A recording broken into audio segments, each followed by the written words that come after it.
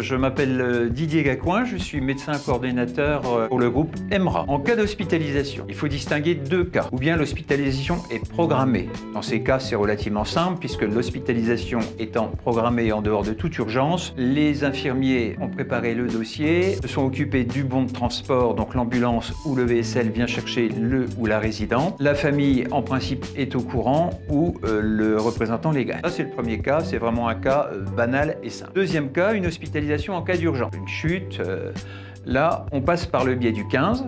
C'est une urgence. Le 15 nous envoie souvent un véhicule adapté pour prendre en charge le résident. Il y a dans notre logiciel NetSoin un programme qui s'appelle le dossier liaison d'urgence, qui est tout de suite mis en impression pour le dossier du résident. Ensuite, on prévient bien évidemment la famille. Et puis, s'il y a la personne de confiance, c'est-à-dire la personne qui a désigné le résident lors de son entrée en établissement en disant « je veux que cette personne soit ma personne de confiance », c'est-à-dire me représente si j'ai un problème de santé, on prévient cette personne. Donc, cette personne est transférée par le 15 avec le dossier de liaison urgente et après avoir prévenu la famille, la personne de confiance ou éventuellement le représentant légal. Lorsque le résident arrive à l'hôpital, transféré donc par le 15 par un véhicule adapté, deux cas de figure se présentent. Ou bien il y a eu plus de peur que de danger, c'est-à-dire que le résident, après des examens biologiques, radiologiques, un examen clinique adapté, peut ressortir du service des urgences parce qu'il n'y a pas obligation à hospitalisation. Là, dans ce cas-là, il retourne dans notre établissement avec ce qu'on appelle une lettre de liaison qui reprend tous les examens qui ont été faits aux urgences. Deuxième cas de figure, il s'agit